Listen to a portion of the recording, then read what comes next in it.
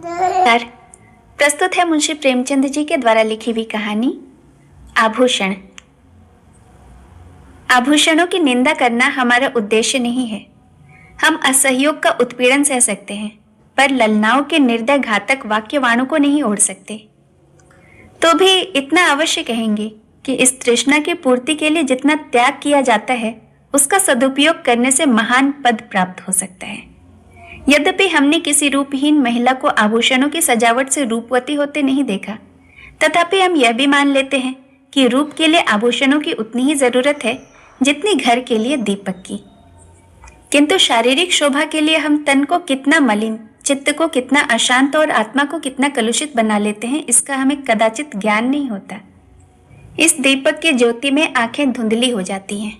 यह चमक दमक कितनी ईर्ष्या, कितने द्वेष, कितनी स्पर्धा, कितनी दुश्चिंता और कितनी दुराशा का कारण है, इसकी केवल कल्पना से ही रोंगटे खड़े हो जाते हैं। इन्हें भूषण नहीं, दूषण कहना अधिक उपयुक्त है।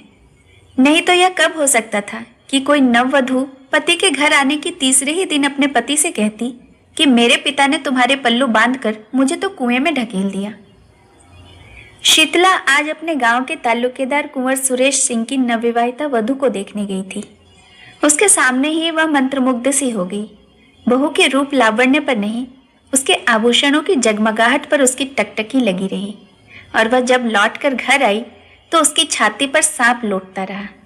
अंत को जो ही उसका पति घर आया, वह उस पर विमल सिंह था और दिल में भरा हुआ किसी जमाने में इलाकेदार में निकल पड़ा। इस गांव पर भी उन्हीं का 16वां आने अधिकार था, लेकिन अब इस घर की दशा हीन हो गई है।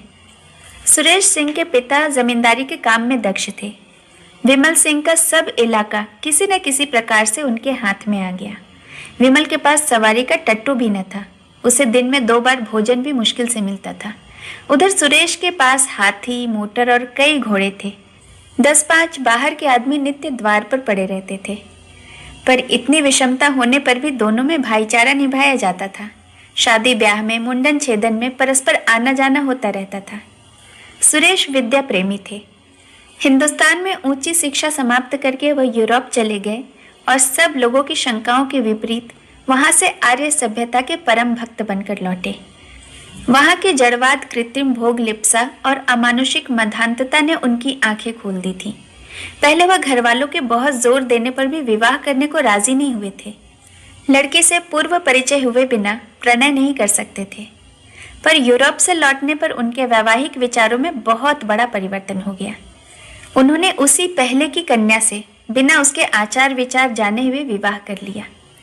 अब वह विवाह को प्रेम का बंधन नहीं, धर्म का बंधन समझते थे। उसी सौभाग्यवती वधू को देखने के लिए आज शीतला अपनी सास के साथ सुरेश के घर गई थी। उसी के आभूषणों की छटा देखकर वह मर्माहत सी हो गई है। विमल ने व्यथित होकर कहा, तो माता पिता से कहा होता सुरेश से ब्याह करा देते, वह तुम्हें गहनों से लाद सकते थे। शीतला, तो गाली क्यों देते हो? विमल, गाली नहीं देता, बात कहता हूं। तुम जैसे सुंदरी को नाहक ही उन्होंने मेरे साथ ब्याहा। शीतला, लजाते तो हो नहीं, उल्टे और ताने देते हो। विमल, भाग्य मेरे वश में नहीं है। इतना पढ़ा लिखा भी नहीं हूं कि कोई बड़ी नौकरी करके पैसे कमाऊं। शीतला, यह क्यों नहीं कहते कि प्रेम ही नहीं है?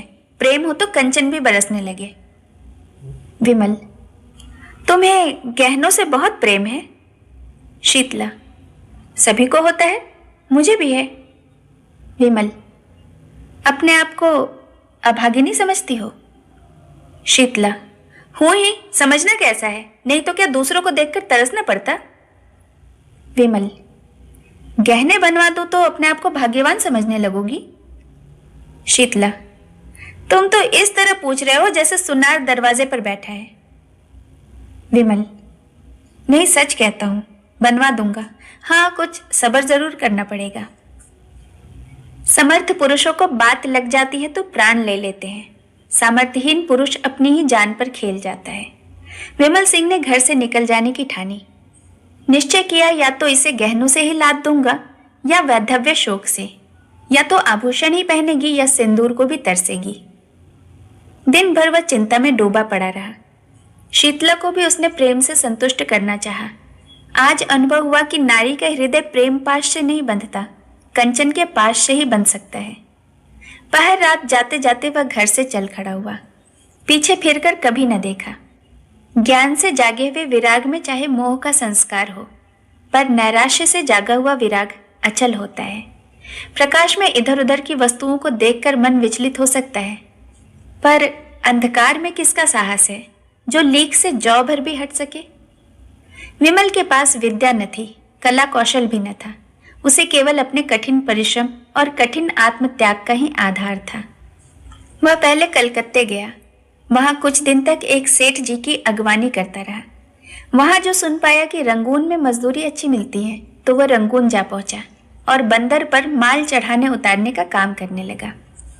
कुछ तो कठिन श्रम, कुछ खाने पीने के असंयम और कुछ जलवायु की खराबी के कारण बीमार हो गया। शरीर दुर्बल हो गया, मुख की कांति जाती रही। फिर भी उससे ज्यादा मेहनती मजदूर बंदर पर दूसरा और कोई न था। और मजदूर मजदूर थे, पर यह मजदूर तपस्वी था। मन में जो कुछ ठान लिया उसे पूरा करना उसके जीवन का एकमात्र उद्देश्य था। उसने घर पर कोई समाचार न भेजा। अपने मन से तर्क किया कि घर में मेरा कौन हितु है, गहनों के सामने मुझे कौन पूछता है। उसकी बुद्धि यह रहस्य समझने में असमर्थ थी कि आभूषणों की लालसा रहने पर भी प्रणय का पालन किया जा सकता है। और मजदूर प्रातःकाल सेरो मिठाई खाकर जलपान करते थे। दिन भर दमदम भर गांजे, चरस और तंबाकू के दम लगाते थे। अवकाश पाते तो बाजार की सैर करते थे। कितनों को ही शराब का भी शौक था। पैसों के बदले रुपये कमाते थे तो पैसों की जगह रुपये खर्च भी कर डालते थे। किसी की देह पर साबुत कपड़े न थे। पर विमल उन गिनती के 2-4 मजदूरों में से था जो संयम से रहते थे, जिनके जीवन का उद्देश्य खा पी कर मर जाने के सिवाय कुछ और भी था। थोड़े ही दिनों में उसके पास थोड़ी सी संपत्ति हो गई। धन के साथ मजदूरों पर दबाव भी बढ़ने लगा। यह प्रायः सभी जानते थे कि विमल जाति का कुलीन ठाकुर है। सब ठाकुर कहकर ही उसे पुकारते थे। संयम और आचार सम्मान सिद्धि के मंत्र हैं। विमल मजदूरों का नेता और महाजन हो गया। विमल को रंगून में काम करते हुए 3 वर्ष हो चुके थे। संध्या हो गई थी। वह कई मजदूरों के साथ समुद्र के किनारे बैठा बातें कर रहा था। एक मजदूर ने कहा, यहाँ की सभी स्त्रियां बड़ी निठुर होती हैं। बेचारा झिंगुर 10 बरस से उसकी बर्मी स्त्री के साथ रहता था। कोई अपनी ब्याही जोड़ू को भी इतना प्रेम न करता होगा। उस पर इतना विश्वास करता था, जो कुछ कमाता उसके हाथों में दे देता था। 3 लड़के भी थे। अभी कल तक दोनों साथ साथ खाकर लेटे थे। न कोई लड़ाई न बातचीत। रात को औरत न जाने कहाँ चली गई, लड़कों को भी छोड़ गई। बेचारा झिंगू रो रहा है। सबसे बड़ी मुश्किल तो उसके छोटे बेटे की है। अभी कुल 6 महीने का ही तो है। कैसे जिएगा भगवान ही जाने। विमल सिंह ने गंभीर भाव से कहा, गहने बनवाता था कि नहीं? मजदूर, रुपये पैसे तो सब औरत के ही हाथ में थे। गहने बनवाती तो उसका हाथ कौन पकड़ सकता था? दूसरे मजदूर ने कहा, गहनों से तो लदी हुई थी। जिधर से निकल जाती छम छम की आवाज से कान भर जाते थे। विमल, जब गहने बनवाने पर भी निठुराई की तो यही कहना पड़ेगा कि यह जाति ही बेवफा होती है। इतने में एक आदमी आकर विमल सिंह से बोला, चौधरी, अभी मुझे एक सिपाही मिला था। वह तुम्हारा नाम, गांव और बाप का नाम पूछ रहा था। कोई बाबू सुरेश सिंह है। विमल ने सशंक होकर कहा, हाँ है तो। मेरे गांव के इलाकेदार और बिरादरी के भाई हैं। आदमी, उन्होंने थाने में कोई नोटिस छपवाया है कि जो विमल सिंह का पता लगाएगा उसे 1000 रुपये का इनाम मिलेगा। विमल, तो तुमने सिपाही को सब ठीक ठीक बता दिया? आदमी, चौधरी, मैं कोई गंवार हूं क्या? समझ गया दाल में कुछ काला है, नहीं तो कोई इतने रुपये क्यों खर्चता। मैंने कह दिया कि उनका नाम विमल सिंह नहीं जसोदा पांडे है। बाप का नाम सुखू बताया और जिला झांसी। पूछने लगा यहाँ कितने दिन से रहता है। मैंने कहा कोई 10 साल से। तब कुछ सोचकर चला गया। सुरेश बाबू से तुमसे कोई अदावत है क्या चौधरी? विमल, अदावत तो नहीं थी, मगर कौन जाने उसकी नीयत बिगड़ गई हो। मुझ पर कोई अपराध लगाकर मेरी जगह जमीन पर हाथ बढ़ाना चाहते हो। तुमने बड़ा अच्छा किया कि सिपाही को उड़नझाई बताई। आदमी, मुझसे कहता था कि ठीक ठीक बता दो, तुम्हें भी 50 रुपये दिला दूंगा। मैंने सोचा आप तो 1000 की गठरी मारेगा और मुझे 50 रुपए दिलाने को कहता है। फटकार बता दी। एक मजदूर, मगर जो 200 रुपए देने को कहता तब तो तुम ठीक ठीक नाम ठिकाना बता देते। धत तेरे लालची की। आदमी, 200 नहीं 2000 देता तो भी न बताता। मुझे ऐसा विश्वासघात करने वाला मत समझो। जब जी चाहे परख लो। मजदूरों में यूं वाद विवाद होता रहा। विमल आकर अपनी कोठरी में लेट गया। वह सोचने लगा, अब क्या करूं? जब सुरेश जैसे सज्जन की नीयत बदल गई तो अब किसका भरोसा करूं? नहीं, अब बिना घर गए काम न चलेगा। कुछ दिन और न गया तो कहीं का न होऊंगा। 2 साल और रह जाता तो पास में 5000 पूरे हो जाते। शीतला की कुछ इच्छा भी पूरी हो जाती। अभी तो सब मिलाकर कुल 3000 रुपये ही होंगे।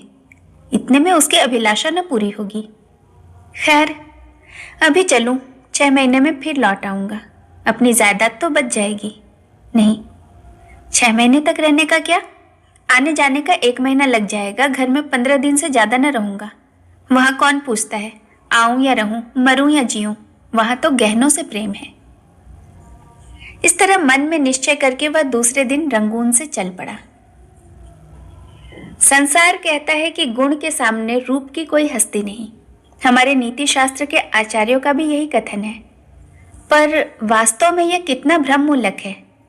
कुंवर सुरेश सिंह की नववधु मंगला कुमारी गृह कार्य में निपुण, पति के इशारे पर प्राण देने वाली, अत्यंत विचारशीला, मधुर भाषिणी और धर्म भीरू स्त्री थी। पर सौंदर्य विहीन होने के कारण पति की आंखों में कांटे के समान खटकती थी। सुरेश सिंह बात बात पर उससे झुंझलाते, पर घड़ी भर में पश्चाताप के वशीभूत होकर उससे क्षमा मांगने जाते, किंतु दूसरे ही दिन फिर वही कुत्सित व्यापार शुरू हो जाता। विपत्ति यह थी कि उनके आचरण अन्य रईसों की भांति भ्रष्ट न थे। वह दाम्पत्य जीवन में ही आनंद, सुख, शांति, विश्वास, प्रायः सभी ऐहिक और परमार्थिक उद्देश्य पूरा करना चाहते थे, और दाम्पत्य सुख से वंचित होकर उन्हें अपना सर्वस्व जीवन स्वाधीन और कुंठित जान पड़ता था।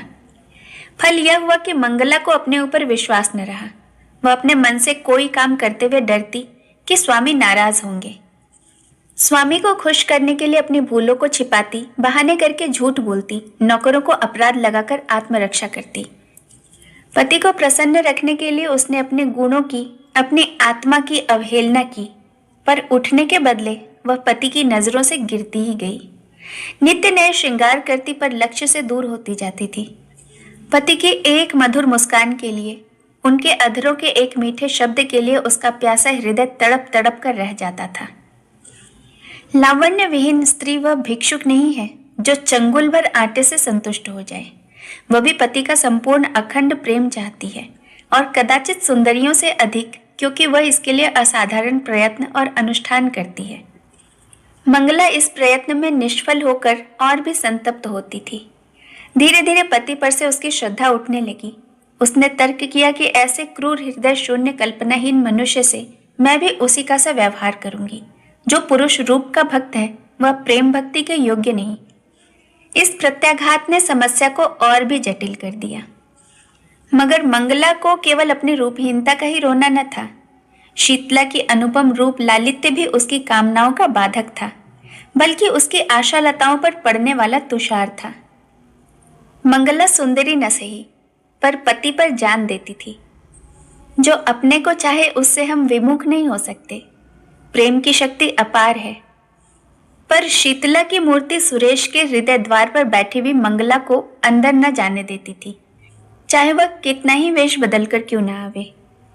सुरेश इस मूर्ति को हटाने की चेष्टा करते, उसे बलात् निकाल देना चाहते, किंतु सौंदर्य का आधिपत्य धन के आधिपत्य से कम दुर्निवार नहीं होता। जिस दिन शीतला इस घर में मंगला का मुख देखने आई थी, उसी दिन सुरेश की आंखों ने उसकी मनोहर छवि की एक झलक देख ली थी। वह एक झलक मानो एक क्षणिक क्रिया थी, जिसने एक ही धावे में समस्त हृदय राज्य को जीत लिया, उस पर अपना आधिपत्य जमा लिया। सुरेश एकांत में बैठे हुए शीतला के चित्र को मंगला से मिलाते, यह निश्चय करने के लिए कि उनमें क्या अंतर है। एक क्यों मन को खींचती है, दूसरी क्यों उसे हटाती है। पर उसके मन का यह खिंचाव केवल एक चित्रकार या कवि का रसास्वादन मात्र था। वह पवित्र और वासनाओं से रहित था। वह मूर्ति केवल उसके मनोरंजन की सामग्री मात्र थी। वह अपने मन को बहुत समझाते, संकल्प करते कि अब मंगला को प्रसन्न रखूंगा। यदि वह सुंदर नहीं तो उसका क्या दोष, पर उनका यह सब प्रयास मंगला के सम्मुख आते ही विफल हो जाता था।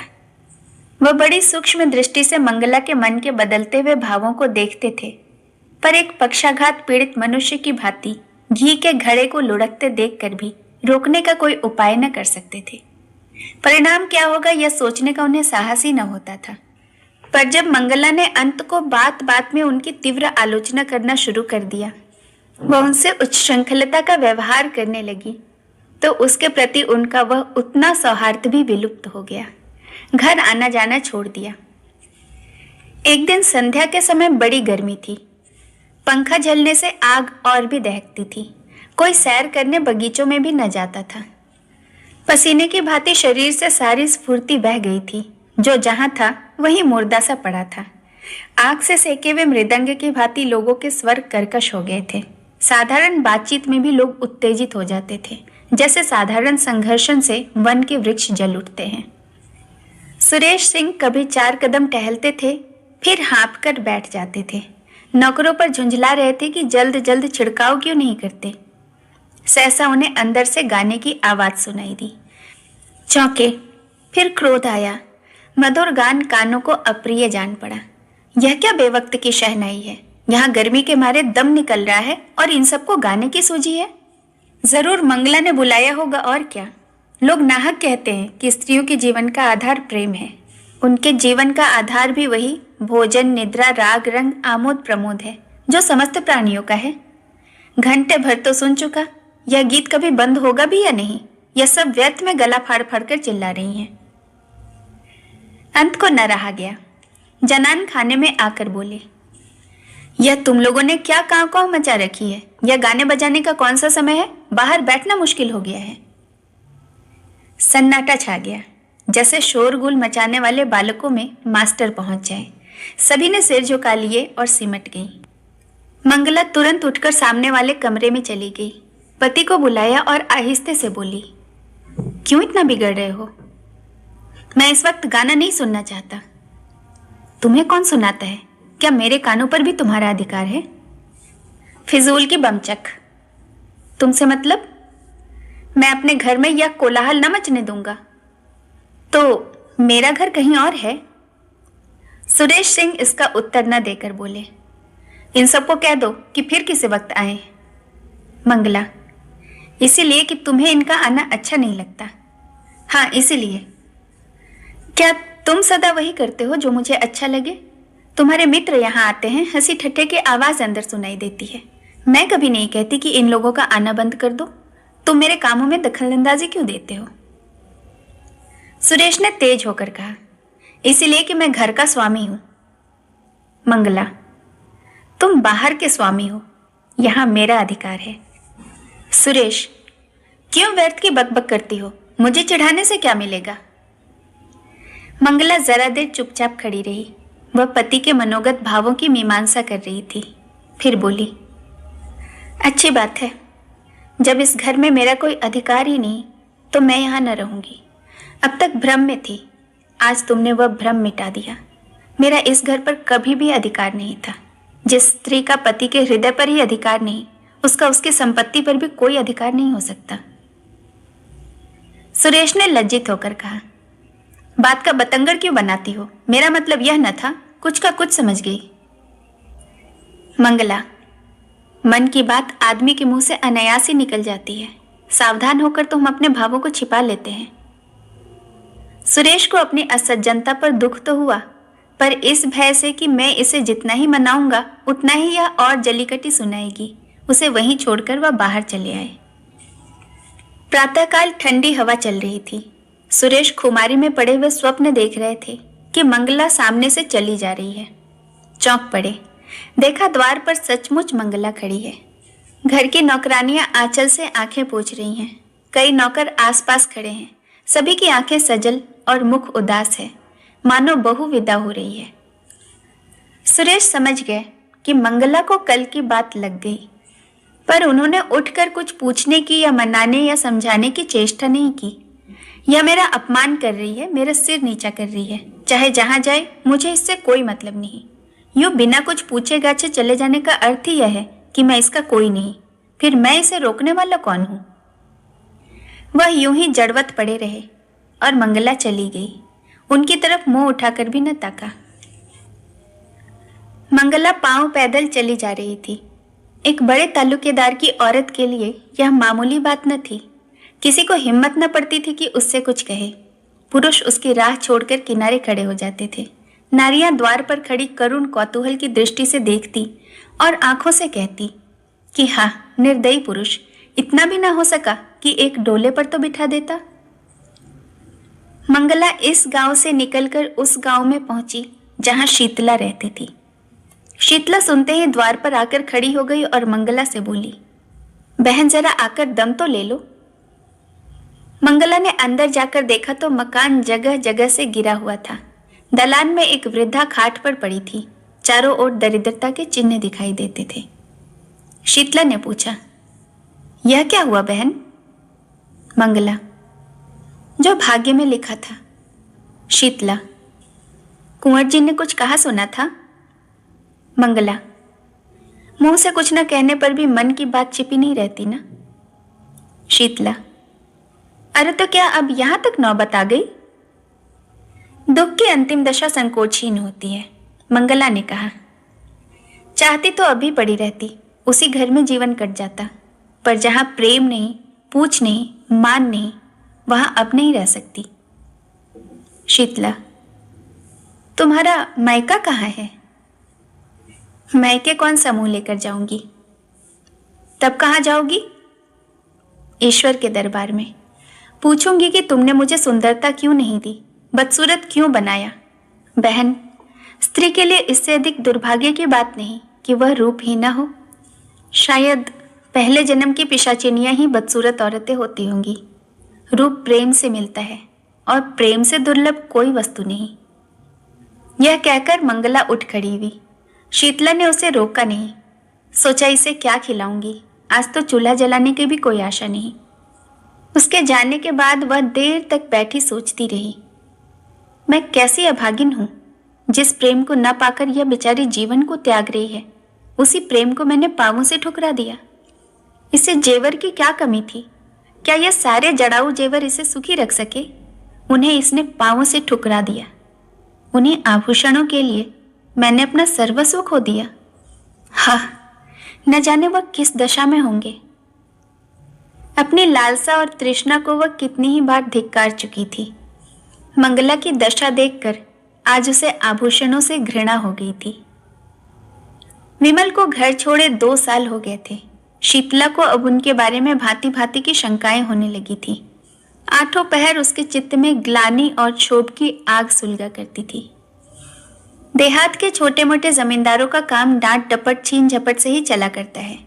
विमल की खेती बेगार में होती थी। उसके जाने के बाद सारे खेत पड़ती रह गए। कोई जोतने वाला न मिला। इस ख्याल से साझे पर भी किसी ने न जोता कि बीच में कहीं विमल सिंह आ गए तो साझेदार को अंगूठा दिखा देंगे। आसामियों ने लगान न दिया। शीतला ने महाराज से रुपए उधार लेकर काम चलाया। दूसरे वर्ष भी यही कैफियत रही। अब की महाजन ने रुपए भी नहीं दिए। शीतला के गहनों के सिर गई। दूसरा साल समाप्त होते होते घर की सब लेई पूंजी निकल गई। फाके होने लगे।